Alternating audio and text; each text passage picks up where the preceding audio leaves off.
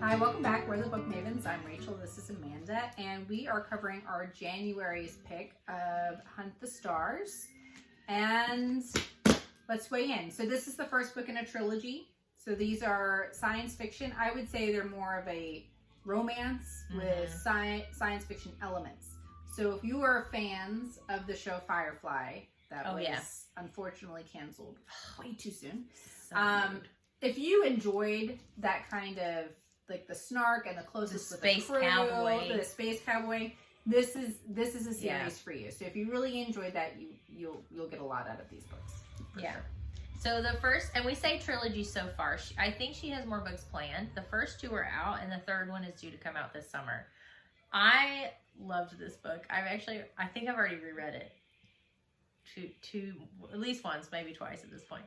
But I actually listened to it in the car ride. I started it as an audiobook, and then it was going too slow. I had to switch over to the book. But it starts with, you've got your crew, Tavi, Eli, and Key, who are, there was this human war versus the Valvoans, lasted like a decade. They had a lot of things happen to them in the war that really turned them off to both the human side of the war and the Valvoan side of the war. So there's a lot of politicking happening in terms of perspectives and narratives that were chosen and scapegoats and things like that. So there's a lot of misunderstandings that happen. I feel like there's a lot of that between our two main love interests. It's just a misinterpretation of intentions. Yes, and some of it is natural because they were at war so long. This takes place only about 3 years after the wars ended.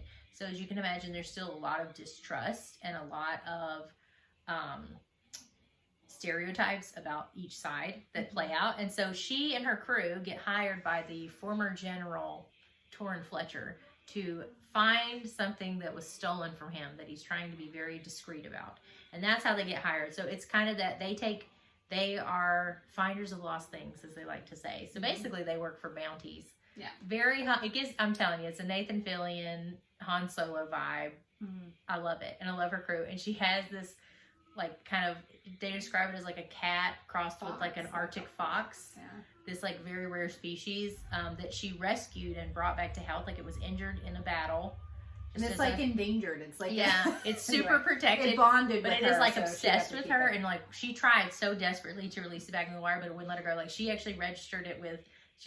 She documented where she had repeatedly tried and then couldn't. It's a sticking point between her and Torrin, the other group, because they recognize them as like a sacred animal. Anyway, so I really like that storyline though when they were working that out. Yeah, it's kind of the beginning of there's more to the story than you see. So the whole premise of the book, kind of the mystery part, is they are trying to recover this item that was stolen, which they quickly realize, this is where the spoilers start. They quickly realize is that the Valvoan society is very tied by honor and like personal word. It's kind of Vulcan-ish.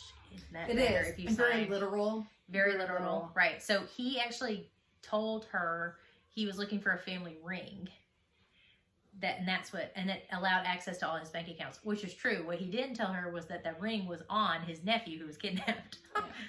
And thus, more of it ensues. So essentially the whole story is him trying to find his nephew because they discover that he is being used as a political pawn, as a way to justify going back to war, like kind of restarting the war. So there's a lot of high pressure stakes.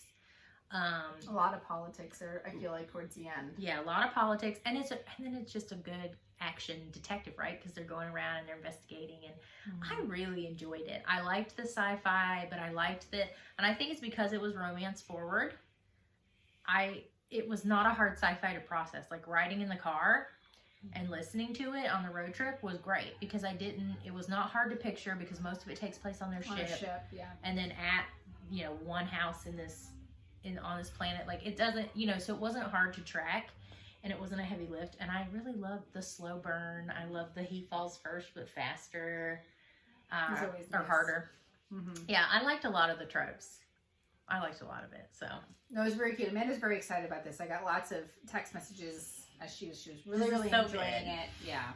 So I've already read the second one. I haven't read the second one yet. It's on the Never Ending TBR. I will definitely get to it. I enjoyed it. It's a fast read because it's not overly complex. With a lot of science fiction, you might find that it's better to read it because you sometimes have to reference back a lot.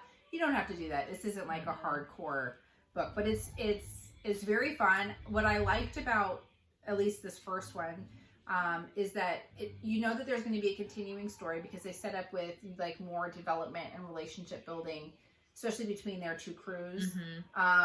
In the later books. So the second one, we don't get the perspective of our couple. In this one, it's with crew members and whatever, right? So it's but what I liked about it is it does give you an ending. There's an ending, but we know that the story is going to continue. But I like that because you're not like left gasping. It's not a cliffhanger ending. It ends. You could stop if you wanted. Right.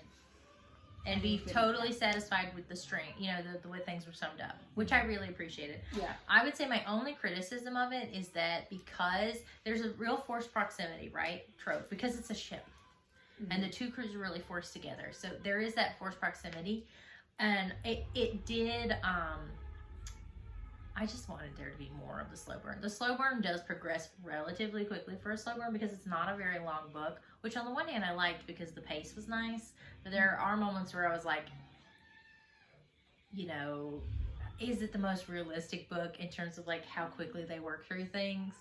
Probably not. But, you know, that's not what I was here for. It's a lighter read, guys. It is a light read. It's a light read, which honestly, kind of what you need at the holidays because there's just so much happening. Palate cleanser. If you're reading some heavy stuff, I feel like this would be a great palate cleanser. Yeah, this would be an excellent palate cleanser. I highly recommend this book. I actually am gonna probably give it to people. It's like a birthday book, a book you give someone for a birthday. It's like a science fiction cozy.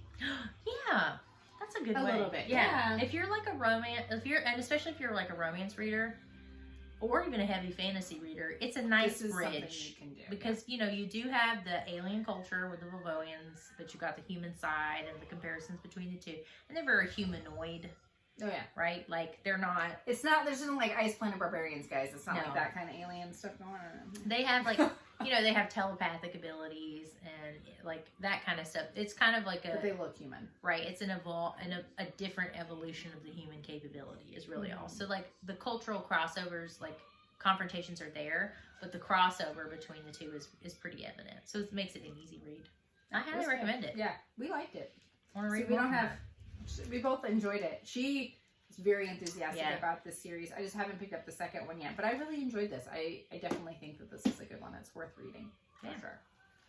Well, and that's our, we have realized that when we really like the books, we don't have as much to talk about. Our videos are shorter, but it's because we really enjoy it and we think you should read it. Yeah, in February we're going to read Fireheart by Emma Hamm, this is another Bookish Box edition.